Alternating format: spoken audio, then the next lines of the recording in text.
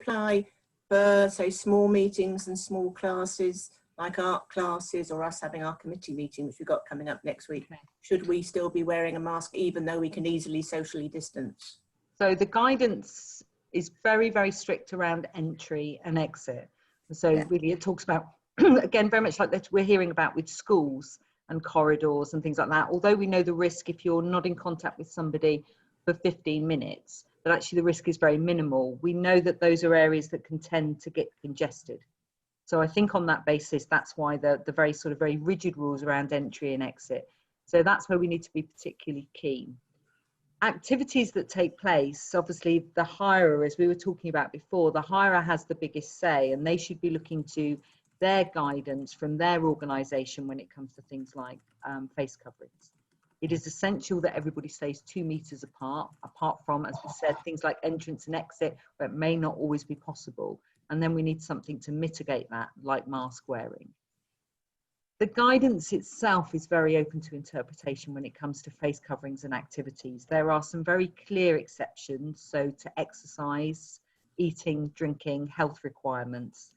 And then we have this kind of catch-all, which is that they can be removed if they, and to quote, negatively impact their ability to do the activity. So if the activity that's going on at your hall involves lots of talking and conversation, if that's the activity that's taking place, then that would seem to allow you to remove your face mask to do it. But you must be 2 meters apart. It mustn't happen face to face. So that safe distancing guidance becomes really, really essential. But ultimately, to bounce it back, it's the hirer that needs to do that risk assessment to be able to show to you they've put in enough mitigating factors, enough social distancing to allow for that removal of the mask. So it's not as clear an answer as a simple yes, no, can't, can. But I think it's worth bearing in mind that the reason that village halls and community centres were opened up was so that people can socialise and communicate with one another.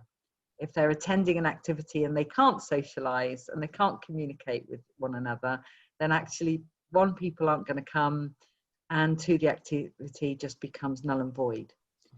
So it's down to your hirer to have it in their risk assessment, but don't be afraid if they are saying they're going to have people remove masks once they're in the room and the environment, because it probably does fall within the guidance, as long as social distancing is also in place. I think that makes sense. To say most of the regular activities we have like art classes, they may well be able to carry on with wearing masks. But we've also got martial arts training where they can't, but that's different. That's under their governing body. The other one that springs to mind we have had in the past is dog training. Now, I think it's going to be very confusing to dogs when their owners have got masks on. It could be another heightened training issue, but it might be that they decide. I mean, they can easily socially distance anyway. So it may be that they decide that the risk can be minimised with the social distancing and they can remove their masks.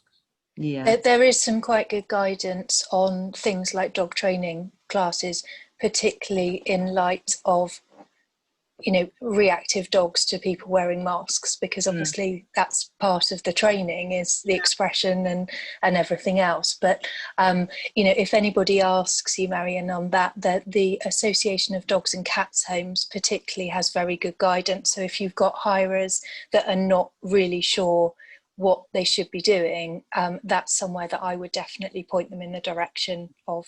I'm saying that with my Labrador Rescue hat on, as opposed to my Jen from Ward Goodman hat on. But it is very good guidance. So you might want to just point your hirers in that direction. So that's the Association of Dogs and Cats Dogs and Cats Homes, ADCH, has got really good guidance on mask wearing and dog training.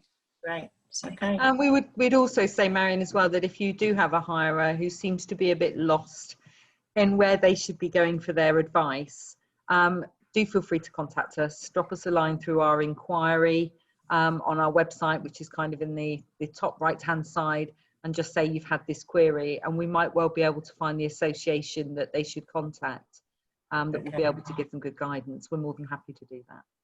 That's great. Okay. And the other martial arts person, it's a new group that want to come because they can't go to their usual venue. They are anticipating or hoping they're going to be able to do their activity barefoot on our floor. I don't think that's going to be a huge problem, is it? 'Cause I can't see we're going to be catching COVID through the floor.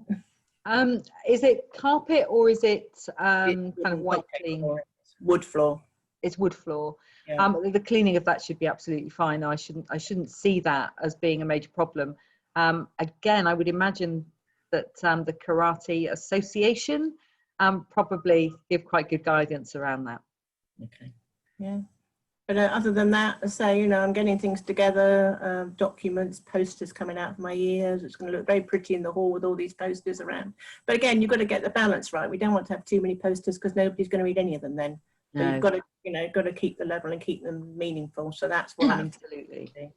Absolutely. And, you know, the golden rule always used to be the toilet. If you want somebody to read something, put it on the back of the toilet door. Because that's where people spend a moment and have nothing else to do.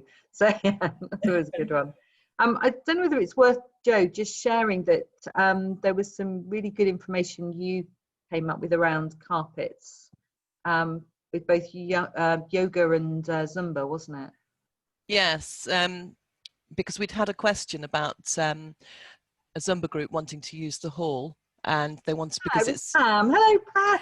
Pam, do you want to take yourself off mute since there's so few of us? Well, yes, I will. Yeah, I didn't want. I'm not just here anyway, listening in, because obviously we do a lot together with the hall. So, but yes, it is. Well, the Zumba class, they would want to use the main hall anyway, so that's okay. But we do have a yoga group that uses the meeting room, which is carpeted, and we've also got a toddler dance group that uses it. I think they're 3 to 5 sort of thing. You know, they're the preschool one, 3 to 4, I should say. They go to school at 4, don't they? So they do that in the meeting room because there's not many of them, and they thought it would be better for them on carpet rather than on the other flooring. So that was why I asked that question. As I said, I think I spoke to Anita yesterday about something else, but I said, I keep reading those things and, you know, the updates from ACRE, and I haven't read this one completely properly, only the bit where it said about the face masks really. So I just wondered what was happening with the carpeted areas, so that, you know, if I get asked, or I can tell the booking secretary then what can happen. Okay. it does seem to vary from different organisations. Some say yes and some say no.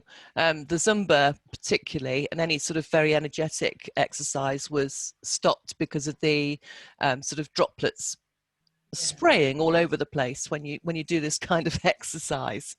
So we've got quite a few links. There's one from the National Governing Body for Group Exercise, and I've got another one from the ukactive.com, which is about reopening of gym and fitness industry, which all the big players like Virgin Fitness, Fitness First, all that sort of thing, they've all signed off on it. So it's a really good document.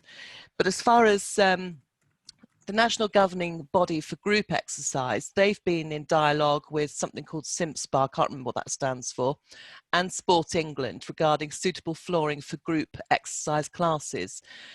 And they're saying at the moment, group exercise should not take place on carpeted surfaces during this COVID-19 period.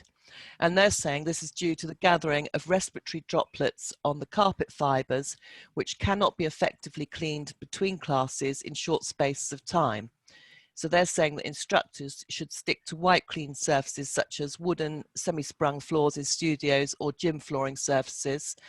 And it's just as we've been saying before, instructors and venues should make their own judgment on this and should take all appropriate action to clean all the rooms effectively and to a COVID-19 standard.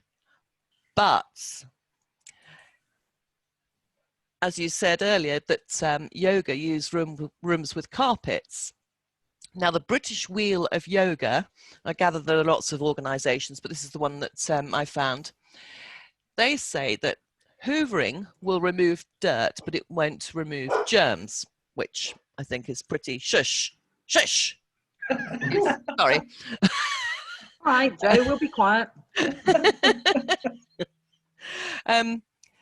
You can spray the carpet with something called Cersol fabric and upholstery disinfectant or something similar, and then put a clean cotton or fabric sheet like a bed sheet, which teachers may ask their students to bring, on top of hoovered carpets and disinfected carpets, and then their non-slip yoga mats on top.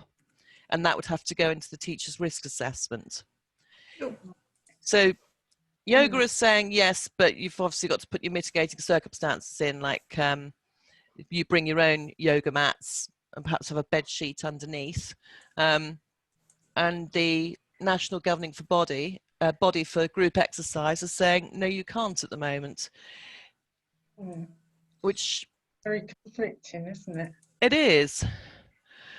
But I think if you've got a good enough amount of space between each class, and you sanitize your hands, make sure that everybody's well that attends, you know, wipe down all the main surfaces and things like that, it shouldn't be too much of a problem. But of course, if you do have an issue with somebody that is proven to have COVID, then you would have to shut the hall for 72 hours anyway.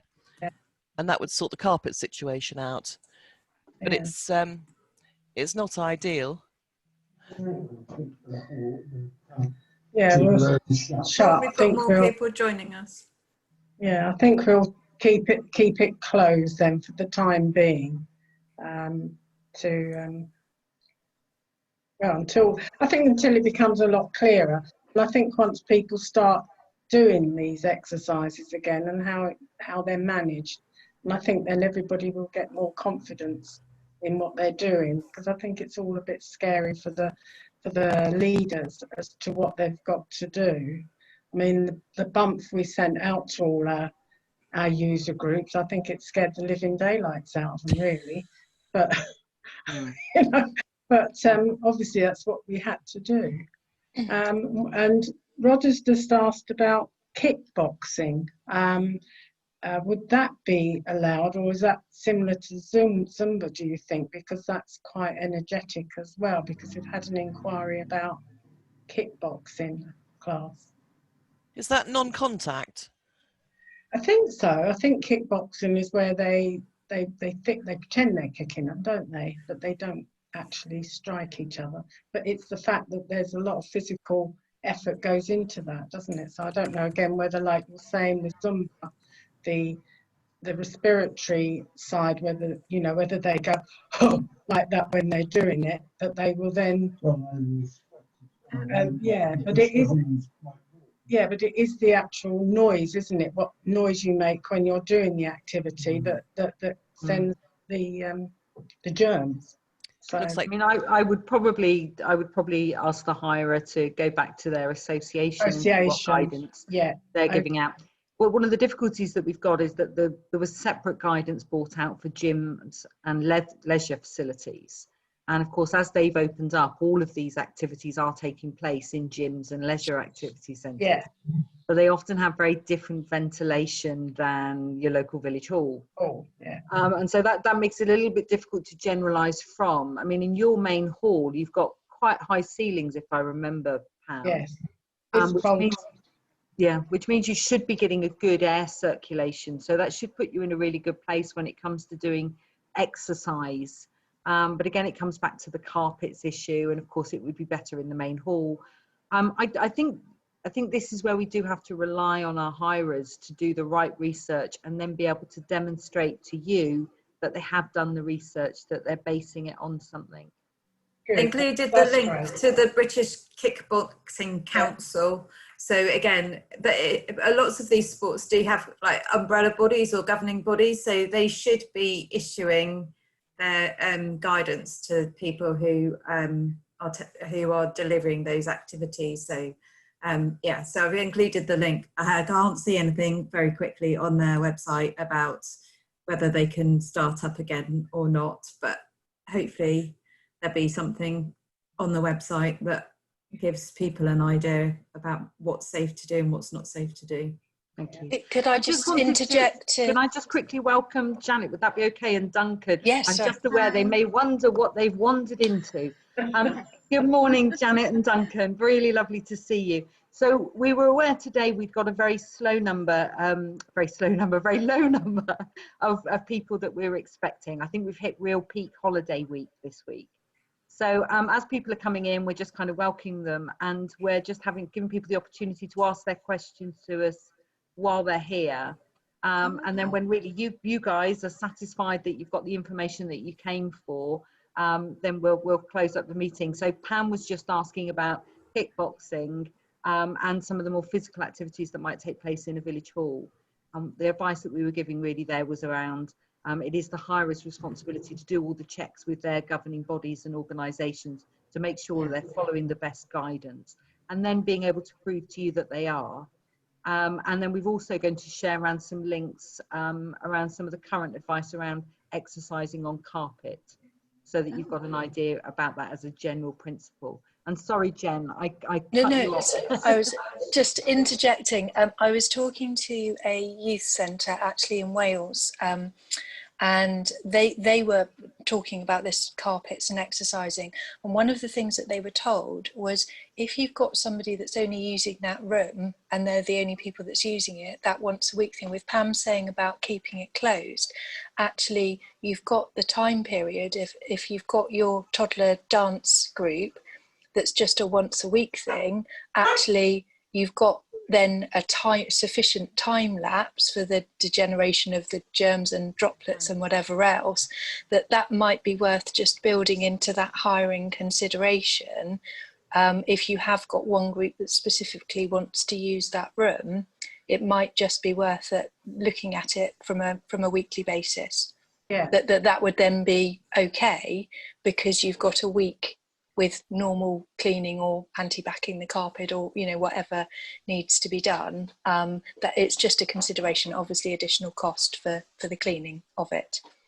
Yeah, that's good, because as I say, they only do meet once a week. But the yoga group that I'm thinking of, they meet 2 evenings a week, not on the same day as the children, as it happens, but a Tuesday and a Thursday evening. So, but they're the only 3 groups that use that room for exercise. Okay. So thank you very much. That's really good advice. Yeah. Lovely. Thank you, Pam. So Janet, if I can come to you, were there particular questions that you had that you'd like to talk about today? Well, I didn't have any particular questions, but I have, where people are talking about village halls and centres opening up. I work with Skills and Learning, and we've opened up just a couple of centres, and we're doing trial classes in there. And I found that very useful, because I'm feeding that back to the Friendly Food Club, where we do ordinarily we do cookery sessions in village halls and centres, and so I'm using some of the risk assessment that they've got in place there, and it's almost, we've got very small classes of 4 to 6 people, and it's almost like a walkthrough. Everybody's following the risk assessment, giving feedback afterwards, so that we can get used to going back into the centres. And I think this probably goes for village halls and centres perhaps as well, so that people can just do trial runs, maybe just with a couple of people, maybe with no yoga class in there, but just come in with maybe the teacher who's going to take the class, and just walk through what she's going to do. And then it shows people what's going to happen, as opposed to thinking, well, what if this and what if that? Because as you said, they would have their risk assessment.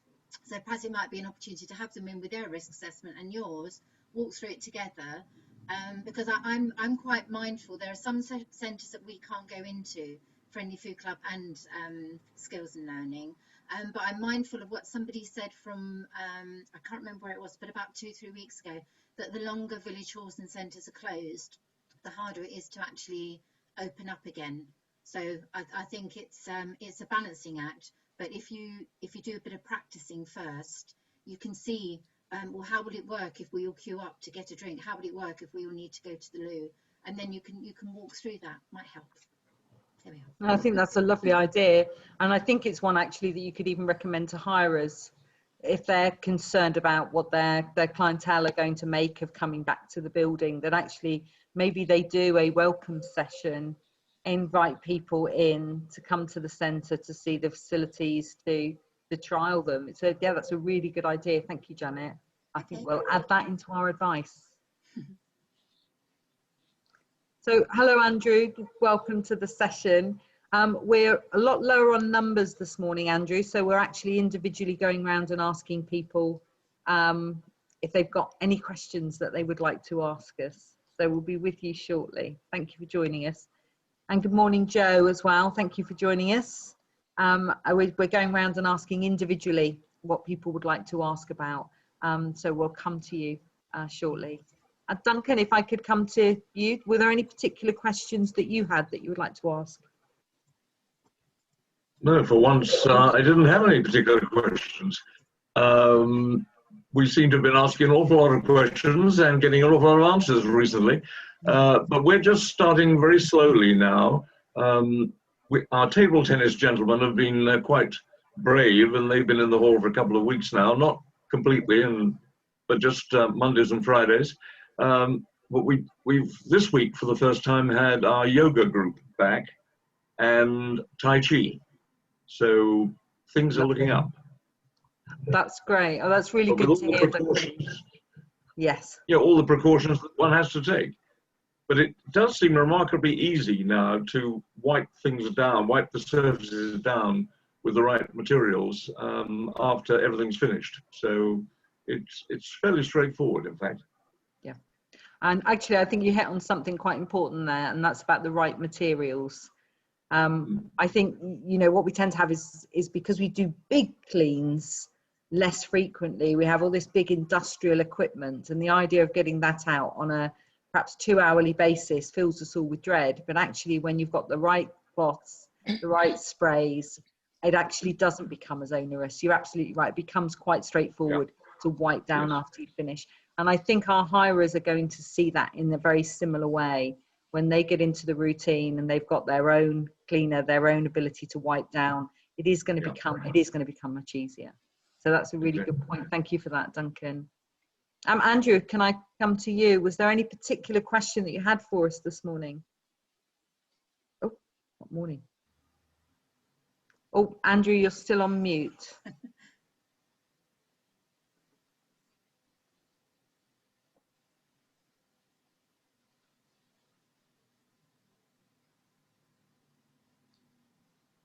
Ray, are you able to Andrew, I can't now. Andrew, sorry, there should be a button down at the bottom of your screen in the bottom left that just, it's like a little old microphone. There you go. Lovely. You have me now? Yes, we have. Thank you, Andrew. Right. Now, I've just logged in for the first time just to see effectively what other people are saying and just to join the webinar. Sorry, I've got a frog in my throat. But I'm from Bolton, North Dorset, so almost off the patch in real terms, as far north as you can go in the county. It is, it is. And are you open for business? Well, the parish council is working on a purely on an online basis, but our meetings are held via Zoom. But our village hall reopened last week, and that seems to be set up quite well. And I think there's obviously a learning curve there, but there are a number of small meetings beginning to take place. Right, that's good. What we're hearing from groups, and I think Janet made this point as well, what we're hearing from groups is actually the worst bit is the first opening. That's when everybody is very, very nervous, very hyper aware of everything. And then it does start to become business as usual, but under new guidance and new guidelines. And actually people are going into the flow quite well once they've started. Yeah. Well, I think our village hall trustees opened up with a tea party for the village. So they effectively had about 20, 25, 30 people come along and enjoyed a tea party. And then basically they saw how it went from there. So I think the setting up and the cleaning has been quite easy to do. Brilliant. That's really good. Oh, and it is lovely to hear about things like tea parties still going on. That's exactly what we want. Really miss a good tea party. Thank you, Andrew. Emily, if we can come to yourself, was there any particular question you wanted to ask? Sorry, I've lost you there. I didn't have any particular questions. I was just wanting to hear what everybody's queries were in respect of opening, any financial queries or any governance queries, really, any worries that we could get back to you on. Okay. So this might be quite a nice time actually to hand over to Jen. And Jen, I know there were some key points that you wanted to share this morning from queries that you've been receiving.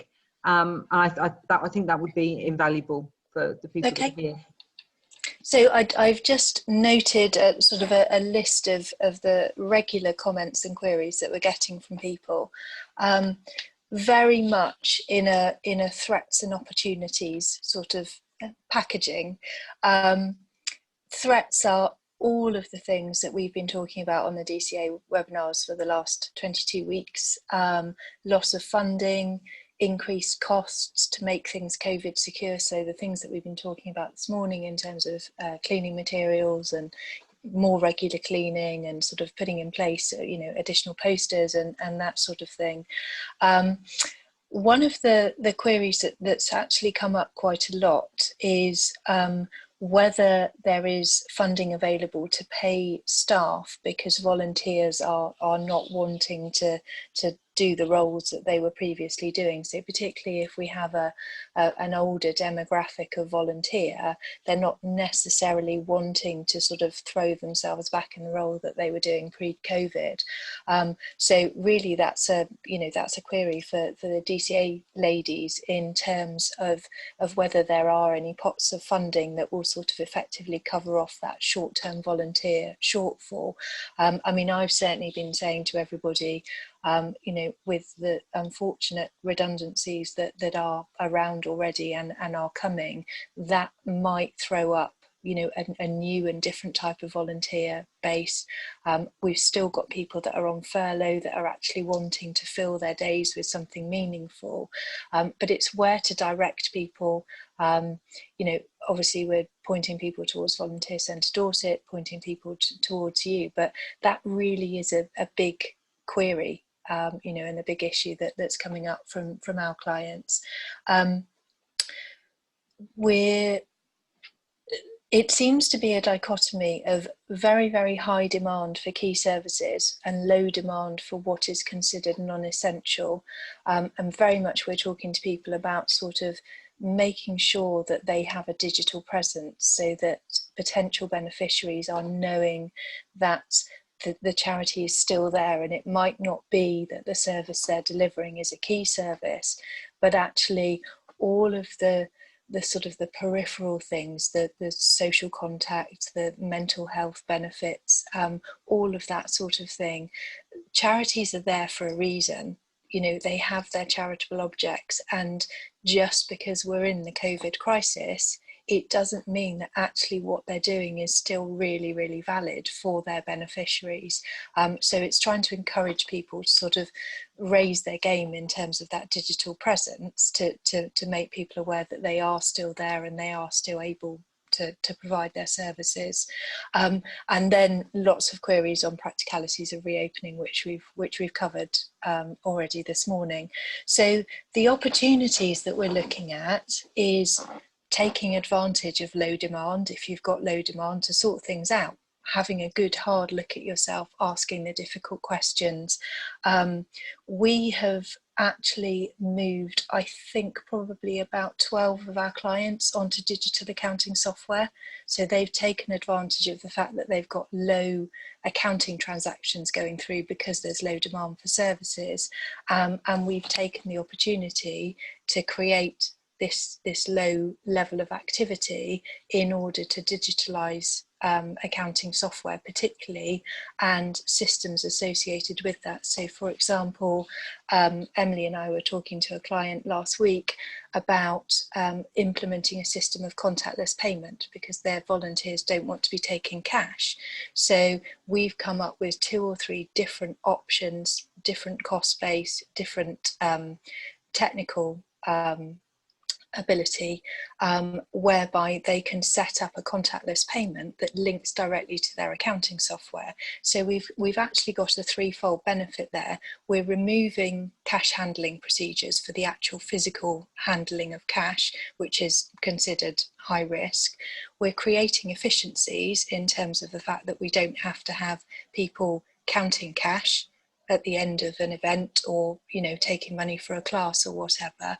And we're also removing that sort of potential for human error if you're transferring data from a pink chitty onto some sort of accounting software or spreadsheet. So what we're trying to do is sort of look round the issues that people might have had in the past, where actually the COVID crisis pandemic is creating a potential opportunity to have a re-look at systems and procedures and move, as I say, away from things like cash handling onto contactless payments. And there is funding available, so you can buy sort of the capital equipment that you need using some of the capital grants that are available at the moment, which then obviously means that you've got the future cost and time savings, but you don't have to stump up the cash in a time when finances may be somewhat stretched. So it's really just sort of doing a realism check, looking at what we need to do, and then seeing if we can take advantage of the leaps that have been made in using technology to encourage people to be able to be more efficient. So once we are, in the new normal of getting things up and running again, we're doing it in a way which is really, really efficient and is reducing risk. So that was really all I wanted to just give you headline over. Obviously, if anyone has any questions, please do. Jen, that's lovely. Thank you. Just before I throw open to questions, I was just going to just mention a couple of the questions that you raised around funding. And I would say, yes, there is funding available to look at a cleaner. You're not going to get anybody to give you COVID-19 funding for a full-time, ongoing 3-year contract cleaner. But in the short term, to get you open, to get you viable, yes, I think it would be worth an application to both Dorset Community Foundation and also to the Dorset Council Innovation Fund, both of whom. But you need to make sure that the reason for your cleaner is part of the COVID-19 response, and that you don't have volunteers that would be able to do it. So it stops your premises from opening or your activity from being done. I can't guarantee any funding, but I can say that would fit within the criteria of both of those funds. It's lovely to hear Jen talking about digital presence. We bring it up, I think, nearly every other week when we meet to talk about digital inclusion especially, but also your own digital skills, and making sure you're utilising that to the fullest. If you're not able to, as a group, to reach out to your beneficiaries, to keep in contact with them, that may well highlight a skills deficit for your own group, for your group of trustees or your group of volunteers. Again, this is a time when you can apply for funding to support you to improve those skills. There's also the digital champions that are out there, and they help groups of trustees as much as they help individual people. So if you're not making the most of digital at this moment in time, there's probably an indicator there that there's a bit of a skills gap, and now is a good time to overcome it. Also to think about how your hall can be part of the digital solution for people who are excluded through limited access, either to Wi-Fi or technology, and put in a bid to buy equipment, to get yourselves online if you're not, and to offer that as a resource to your local community. And the final one was just about money handling. Money handling, again, having to put new processes in place because of COVID-19, put in an application for a bid. And that completely fits within the remit. And I would also suggest, if it is an overhaul of your systems that's needed, that actually there isn't any reason why you can't include getting expert advice within that, within your bid. And again, it's around that same COVID-19 response and the fact that actually you've got to change your systems because of not handling money anymore. So thank you for that, Jen. I just thought I'd link those funding pieces, well, together. We do also have, there's a new £20 million professional services grant, and I'll send the link through so it can go on the DCA website, and that's for grants of between £1,000 and £5,000 to small and medium-sized businesses, which will obviously include charities, whereby you can use that money for professional advice. So if you need accountants or training or HR specialists or whatever, that's something else that you could apply for in order to, as I say, it's about creating efficiencies. It's about taking the time now to assess, you know, that delivery of your charitable objectives, but making sure that you're doing it in the most efficient way, and as I say, taking outside advice from people like DCA or us, or, you know, whoever it is who can provide that advice, or HR specialists. There is funding, and this is what I keep saying to people, there are pots of funding, and a lot of the time they're not actually being accessed because people don't know about them. So it's just keeping an eye out, or saying, we'd really like to do this, you know, do you know of anything? And, you know, lots of us that sort of cover the sector, you know, have an awareness of things and can then signpost and point you in the right direction. Lovely, thank you. Did anybody have any questions for Jen? If you just pop your hand up if you do. And thank you, that was really comprehensive, Jen. I'm going to hand over to Anita, because we've been talking about funding. And I've probably trodden all over the toes of your funding update. But if you could just perhaps give us a little summary. I don't know if you want to share your I screen. am going to share my screen. So because I did some slides, and although I set it up, look. But I am going to cherry pick from what I put together, given the people that are with us in the audience as such. So starting off, we've been talking about digital. There is a COVID-19 digital response fund. There's two aspects of it. So there's a discovery program. So if you're thinking about getting started in terms of looking at how you can make better use of digital delivery to serve those your vulnerable clients, then the discovery program is the one for you, because it's very much about a journey of where you are now and what you need to think about, or putting together a sort of like a digital plan and how you then might implement that. And then the development program would be the follow-on bit. So once so the first bit is about helping you get your ideas and get it into a project ready status, and the second bit is about the development, so that then you can actually implement your digital program. So given what we were talking about just now about, you know, village halls, but other organisations becoming hubs, or having to change the way their service is delivered, then the Catalyst COVID-19 Digital Response Fund might be worthwhile looking at. These funds will all go into our e-bulletin, so you have access to the links, and they'll be on the webinar page as well after today's webinar. So don't worry if I'm going too quickly or you're not following, because you can go in, and obviously with all of these, it's really, really important that you check the criteria and the eligibility. The Tesco's COVID-19 Communities Fund, that's closing on the 18th of September. So it's a single payment of £500 to support local communities.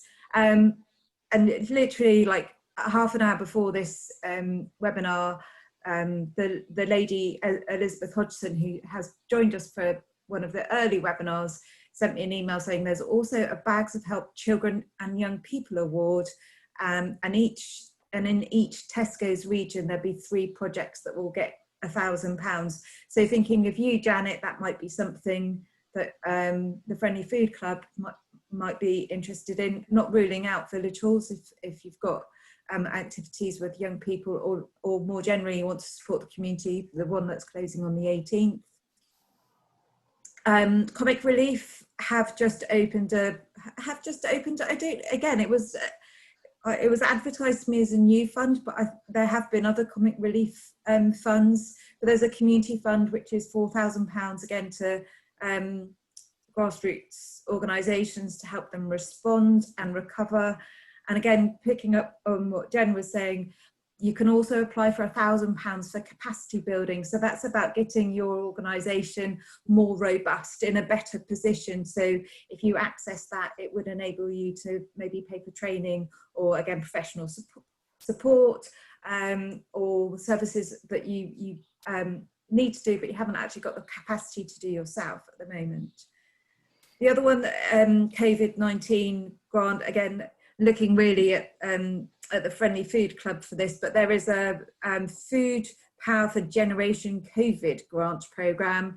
It's through local food power alliances, so you need to go on the website to look at where the local alliances, but there's grants there that will basically aim to provide or support vulnerable children and families with community food projects. So again, this could be anything from the work that, again, the Friendly Food Club do in terms of teaching people how to cook on a budget. And I know there are other projects, I'm just picking on Janet because I know she's there. But also, if your community is thinking about putting in a community fridge, it's all about making sure people have access to food. And I think this whole pandemic has highlighted there are quite a few people who are vulnerable in terms of accessing food, and the numbers accessing food banks has increased. So again, if you know of a food bank, or a food bank operates from your village hall or in your community, please let them know about this grant. So they're the sort of the new and open COVID-19 sort of funds that I'm aware of that have come available in the last sort of 7 days. I'm not really going to talk about any of those because I don't think they're really relevant to our audience, but these are for children and young people and families who are vulnerable, who want to, who need support to into education or access activities, just to develop those young people and support the problems that they and their families may be facing. There's an arts group, Music for All, again another one, More Than a Pub. So again, if your village has a pub that's struggling as a result of this, we haven't heard about whether any sort of pubs are closing. Maybe that's something that we will see in the coming months. I certainly hope not. I hope the government's done enough to save our pubs, but they're always at risk, and sometimes the rural ones more than those in urban areas. So More Than a Pub is a Plunkett Foundation grant programme, and it helps communities that are looking to buy and take over, so therefore save the facilities, the social and recreational opportunities that a local pub in a village or a rural community provides. So if your pub is struggling or looking to sell, or you want to make sure that you maintain a pub in your community, then that's the one to look at. And there's a Starting Wealth fund from Health and Wellbeing, and this is about giving mothers and babies up to the age of 2 in deprived and rural, deprived areas, which includes coastal and rural. So I was thinking of, some of our rural populations that have young mothers that are isolated, people from BAME backgrounds, but also coastal. So thinking of some of our coastal communities, again, they can be quite isolated or deprived. So there's a fund there which is quite significant funding. So for Julie and Joe, I was thinking of the Home Start organisations that operate out throughout Dorset. They might benefit. Some Dorset grants. So the small growth grants for Dorset. When you read this, it sounds very, very businessy, but it is actually if you're a trading organisation. So again, village halls are trading organisations. They hire out their rooms. So look at this. There may be funds available for you here, but I have to say it's from the Dorset Growth Hub. So when you read it, has a real flavour about this is for businesses, not necessarily for charities, but you are smaller organisations. So as long as you meet the criteria, you see that you only get 25% of the eligible costs, but it might be worth looking at. And the two that Paula mentioned, so the Dorset Community Foundation grant closes this Friday. It's for new and emerging groups as well as established groups, but also for partnership projects, there's £10,000 if you want to collaborate. So if you're looking at doing something with a hirer, for example, or with another group that has similar aims or objectives, then there is £10,000, but obviously you've got to get that in by Friday. That grant will definitely support volunteer expenses and core costs, as Paula said, as long as it's meeting the needs of people that have been impacted by coronavirus. And the Dorset Council Community Impact Fund Round 5, again, support, you can get funding up to 5,000 if you're constituted, 1,000 if you're new and emerging, you need a referee. Deadline is the 20th of September. Quite a wide, varied remit in terms of what it will support, but again, volunteer expenses and some staff costs would be considered, are eligible. I'm on the panel for that one, so please make sure you put in a good application. Not that I'd be able to comment if I saw your application go in, but it'd be nice to see some groups that we give advice to put in applications. And I can say, because I'm on the panel, it's been open since the beginning of August, and so for say 3 weeks, and I've probably only read 12 applications. So the demand seems to be a bit low. Maybe it's because it's August, maybe it's because some groups haven't actually thought about starting up yet. But this is money from the council. The competition, there's still competition, but it's not less, because it's a lot less because you're not competing with people from outside the area. It's just for those in the Dorset Council area. So I would really recommend that this grant is applied to, and I'd rather see it oversubscribed, because that sends a message to the council that there is a demand out there and that the groups in Dorset need support, continued support. If it's not oversubscribed, if it's undersubscribed, I don't think that gives a very good message to our council when they think about their next year's budgets. So please, please, please, please, please, let's send that message to the council that Dorset community groups and charities and voluntary groups need support from their continued support. If you are thinking of Arts Council funding, they're running a free online session tomorrow. And if you're thinking of applying to or know of somebody that might be applying to the Health and Wellbeing Starting Well Fund, they're running 2 webinars on the 8th and the 10th of September. As I say, that will all be available to people on our website and in our e-bulletin, and the links at the bottom are really how to stay updated. And I think that's all I'm really going to say, so I'm going to stop sharing. And if anybody does have any questions, then yeah, please raise your hands, and I'm happy to try and answer them. Anybody got? I'll go to Janet first, and then Marion. Janet. Thank you. Oh, sorry, there's an ambulance going by. The grants, ambitions to grow. Where we're looking to separate our cook boxes that we do for families and older people into a separate part of the Friendly Food Club to make it permanent, because there's such demand for it.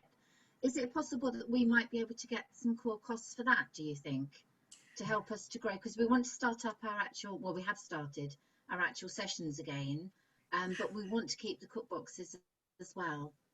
I think that any of those grants you could have probably apply to keep the cook boxes going. So the Dorset Community Foundation, the Dorset Council one, and possibly the Dorset Growth Hub as well. So I haven't looked at the Dorset Growth Hub, the small growth grants in as much detail, but any of those 3 grants, funding to keep those cook boxes going should be eligible, because they support vulnerable people.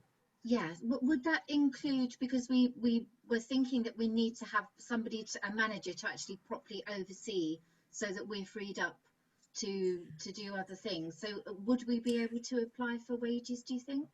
Yeah, if you need a project manager for it, then, or a coordinator, then yes, you would. But again, read the criteria carefully. Okay. It's only, Thank you. it'd only be up to £5,000. So it's whether you can do all of that with the amount of money, or whether you need to go elsewhere as well and use it as a part of the contribution towards. Okay, thank you very much. Okay, Marion. Yeah, I was just thinking with regard to funding, obviously in the early days we got the £10,000 retail and leisure grant, and I was sort of looking upon that as what, you know, to help us through this time and to get ready to reopen again. So technically we have got funding to do what you need to do. I've mentioned before we are looking at installing Wi-Fi, which is a new project for the hall, and that might be something that we could apply for funding. But I suppose technically, if people look at our books, we've got enough money. So would an application be looked upon favourably? Should we be applying, or if we can afford it, should we not be applying? I think you should be applying. I think the Wi-Fi project for Dorset Council would be a good one, because it's you can link it with the Dorset Digital Champions, which is a Dorset Council funded programme. So again, it's supporting them do what they want to do. So I think you're putting Wi-Fi into your village hall would be a very, very good project to apply to the Dorset Council grant for. I don't know what your reserves look like. You have to show your accounts, but I think it's generally, and as long as you can show somehow how your income's been impacted by the coronavirus, so the fact that you've had to be closed, but even while you're closed, you still have to pay your rates, well, not your rates, but your electricity, utilities. There are still costs that you've had to meet. And actually now reopening, you have additional costs. We don't know how long you're going to have to keep buying hand sanitizer, cleaning equipment. I mean, it's that we have no end date at the moment. That's the way we are going to be operating until further notice. So we could still be in this position next year. So I think if you've got healthy reserves, to say that you need additional reserves to cover the costs of operating, the increased costs of operating from having a increased cleaning regime, blah, blah, blah, blah, and signage and those things. So I would absolutely look to the Dorset Council one for your Wi-Fi. Yeah, so that's a Dorset Council. The Impact Fund, the 20th of September is the deadline. Right, okay. Is it Impact or Innovation? They keep on changing their name. I'm very sorry. It's the community one from Dorset Council. The links are on our website, so it'd be a lot clearer than me trying to remember whether it's Impact or Innovation. Okay, I'll have a look at that. Thank you. Thank you. I think Paula. To spend the 10,000 that you receive from the small business or from the retail and hospitality grant on anything other than the sustainability of your hall. So it definitely isn't expected that you spend that money on projects. So it's seen as very discreet. It was there to create a buffer from having to close your business and have no income coming in. So that's what it was created for. So it won't be looked on less favourably. That's lovely, thank you. Was there any other questions for Anita? Lovely. So I've just got a couple of news items that I wanted to share. Again, these will go out in our e-bulletin and also be available on our website. So just bear with me while I share my screen.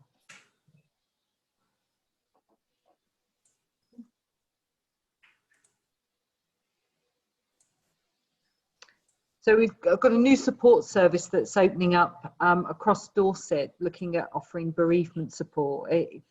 Experiencing bereavement is horrendous at any time, but at a time like this, when people often don't know where to turn to, they're socially distancing from loved ones, where even things like funerals are being impacted, the consequences of that bereavement can be really, really hard for people. And in recognition of that, our mental health service teams across Dorset have come together to look at how they can provide a kind of unified support service. And that's the Dorset Open Door. So on this flyer, which we will be hoping that people will share widely, it actually has some really great links on it. You just click on the highlights and it will take you directly to those support services. But even with having information like this, people often struggle to know where to go. And actually people tend to downplay bereavement.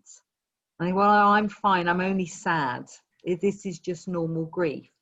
But even normal grief needs an outlet. So the open door is there for anybody who doesn't know where to go or whether they should be going for help, but just wants somebody to talk to. And that's the telephone number that's in the first darker blue box. The telephone number, the 01305 361 361 telephone number, and also an email address as well, so that people can actually email in to talk to somebody that way if they would prefer, to get the signposting right. We've been part of the setting up of this and part of the design of the way that the flow through will work for people. We'll also be supporting all of the charities that are involved in this project. Mosaic, for example, will be offering them some advice and support around developing their training offer. So it's a really, really good combined Dorset approach where groups have just come together to provide this very unified service. It's a really, really hard time for people. We're also aware that although we're not seeing a huge increase in suicides, but actually that is something that when we look over our entire year, we probably will see an increase in. So there is an expectation. People who are left behind after a suicide have particular difficulties around the bereavement cycle, and this service is there for them too. So this is not just designed around COVID-19, although we are aware that that brings its own bereavement issues. It is also, of course, for normal traumatic deaths, and also for people that may be bereaved under what we might consider just natural circumstances. Not everybody who's bereaved needs support, but those that do often struggle to find where to go. So we will make sure that that's widely accessible. And the other piece of information I wanted to share was that Dorset Race Equality Council are running a project, and I have to look down to remember what it's called. It's called My Local Lockdown Life. And what they're looking for is stories from across Dorset of the experiences that people have had during the pandemic. So it'd be really great. Again, this will be in our e-bulletin and we'll be promoting it on our website. It'd be really great if you could also promote it and share it in your village halls, in amongst your laminated hand washing signs, just asking people to share their stories. It's not particularly just for people from ethnic minority communities, it's everybody across Dorset. And their hope is to put together an exhibition of art and storytelling and voice recordings and snippets of people's experiences, obviously both good and bad. But we're obviously particularly keen to promote those community groups that have pulled together for their communities at a time like this. And this is a wonderful opportunity to share those stories. The food boxes, Janet, that you were talking about, that you've been putting together, what a great example of the way that Dorset is pulled together. So please do share your stories and make sure that you encourage people in your community to share them. So it's called My Lockdown Life, and hopefully you'll be seeing the little rainbow in a hand logo around all over Dorset, and we'll keep promoting that. That's all the news from me. I'm just going to quickly kind of look to my different partners here across the different squares, which is always a weird experience, just to see if any of them wanted to raise any further issue. Well, thank you for those of you that did attend. What a discreet, lovely group we've had. I feel very honoured. Almost feels like I have had my own tea party, which is great because I've been desperate for one. So thank you all for coming, and we won't be running a session next week. It's a little breather for me and my team just to be able to collect as we move forward to plan for our next group of sessions. But the week after we will be back, and we will be back with a vengeance. And I really should have had on the tip of my tongue what it was we're doing. It's policies and procedures. Yeah. Policies and procedures. So we're going to be following on from the governance theme, but really giving an opportunity to talk about how do you get access to those templates to make it easier to make sure that you've got all of the things you need in place. We've become very focused around health and safety, quite right too. But also what that means is that maybe some of our other policies have been left to gather dust a little during COVID-19, and they're going to need a little bit of a refresh. So I look forward to seeing you on the 9th. Have a nice break from us, and you know, we will see you back here very, very soon. just a quick thank you before we do go to Jen Richardson and Emily Mitchell from Ward Goodman. Thank you so much. Thank you. For valuable advice, and we will make sure all of the links that you mentioned are shared both as part of this presentation and also on our website. So thank you. Thanks a lot. See you all soon. Bye.